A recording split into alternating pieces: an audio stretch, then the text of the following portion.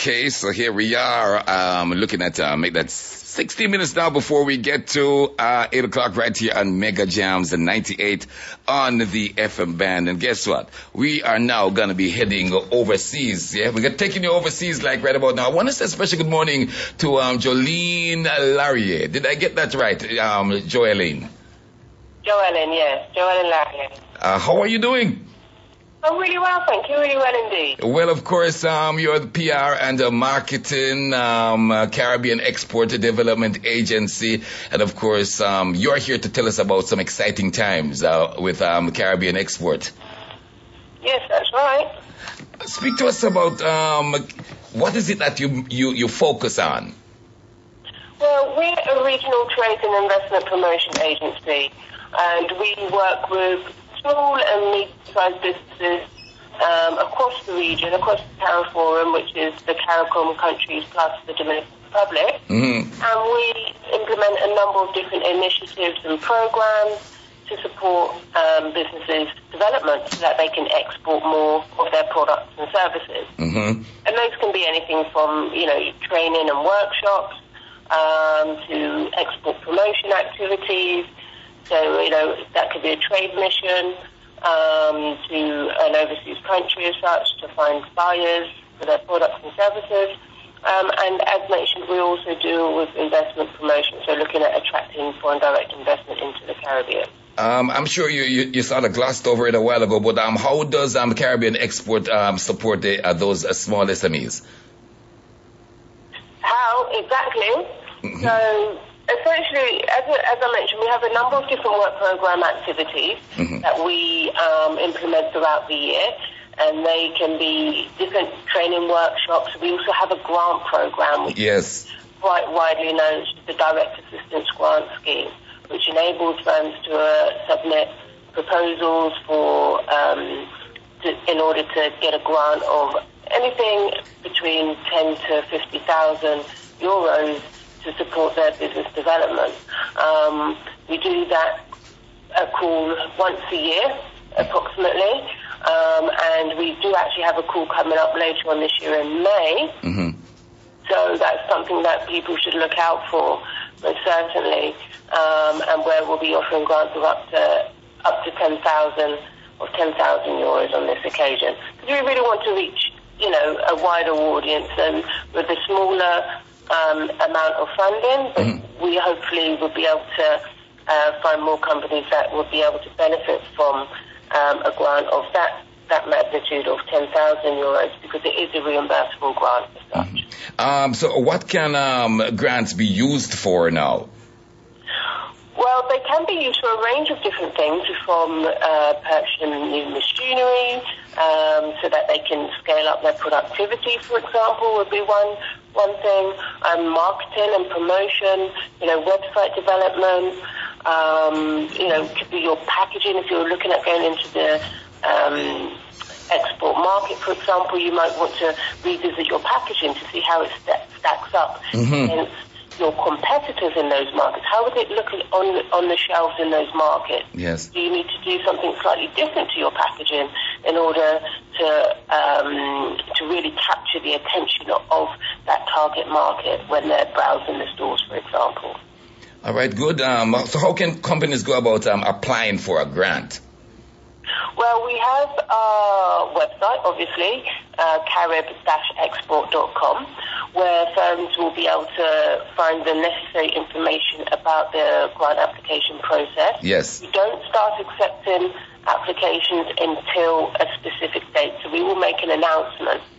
So if you're not on our mailing list already or subscribe to the website, then I would encourage anybody to do that so that they are informed when that announcement is made. Mm-hmm. And from that point on, there's 6 weeks for them to, complete all the necessary application forms and documentation to be submitted to Caribbean Export. Mm-hmm. But as I say, all of the instructions are on our website at carib-export.com under the Direct Assistance Grant Scheme. Great. And how is Caribbean Export funded? Because a lot of persons saying, "Whoa, how did they get the money to offer us these grants?" How is Caribbean Export funded? Well, we've funding from our member countries, so from CARIFORUM, which, as I mentioned, is the CARICOM plus the Dominican Republic. So each of the countries contribute a certain amount to our funding. And then what we also do is we get donor funding from various agencies and implement their programs. So, for example, the grant funding, which is actually coming from the European Union, we're actually implementing what's known as the Regional Private Sector Development Programme, which is a 28 million euro programme over the course of 5 years. We're now into the fourth year of that programme. And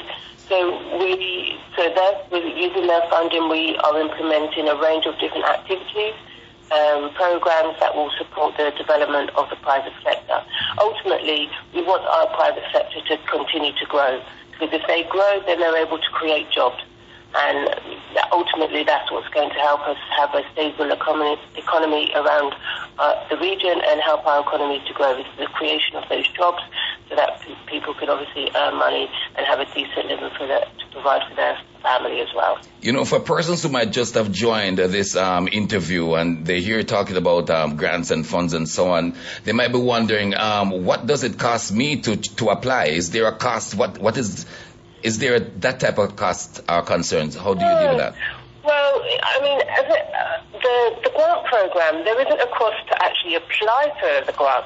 But what I must make sure people are aware that it is a reimbursable grant.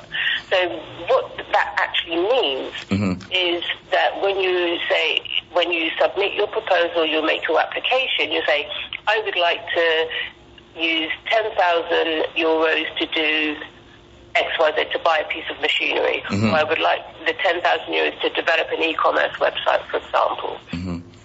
They would say, okay, we approve everything that's happening. You've done the necessary research and have got everything in order in terms of the financials. Because your financials are very important, that you're able to absorb this sort of funding as well, and that the project would work. And then you would actually then go out, once that's been approved, you would then have 6 months to actually implement. So you would actually front that money. So you would actually then go and do that project, and at the end of it, submit your documentation and get that money back from the agency. Oh, that sounds good. That's what I mean by it being reimbursable. So you have to be able to spend the 10,000 euros and then it would be reimbursed to you. Oh, okay, that's good. What sectors does the Caribbean export support? Well, we support those sectors that have got the, highest possibility of, generating those jobs and having the highest amount of export potential. So, those are largely the agro-processing sectors, the creative industries, for example, and that's creative industries meaning music,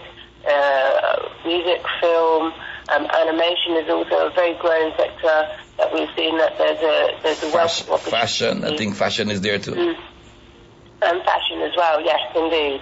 So we would have supported, in fact, one of your signature events there in Jamaica, in Kingston, Moda Market, last year. Yes. So we did have a great success of bringing some regional fashion designers to the event, and it was very well received. And I believe that these different designers that are out there are really able to capture the minds of those persons overseas as well.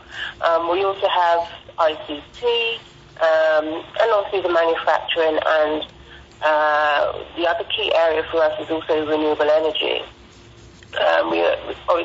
We appreciate that energy costs are quite high, but the renewable energy sector and those that are looking to become more energy efficient is really an area of growth for the region. We're small island states at the end of the day.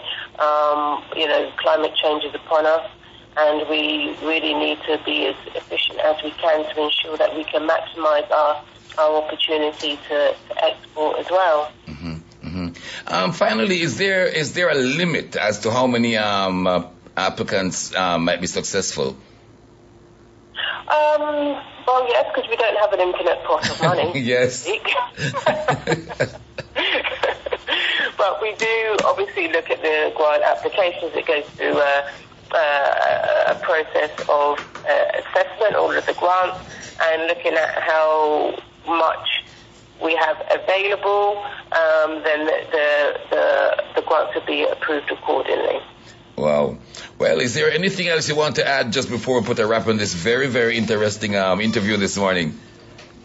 Yeah, I mean, as I say, whilst we do have the grants, we do also have a number of different programs, like workshops and training programs, which have been seen to be extremely useful and beneficial for firms. So I would encourage businesses to get in contact with Caribbean Export, to have a look at our website and to see some of those workshops as well that are open to them as well. They can visit our website, carib-export.com.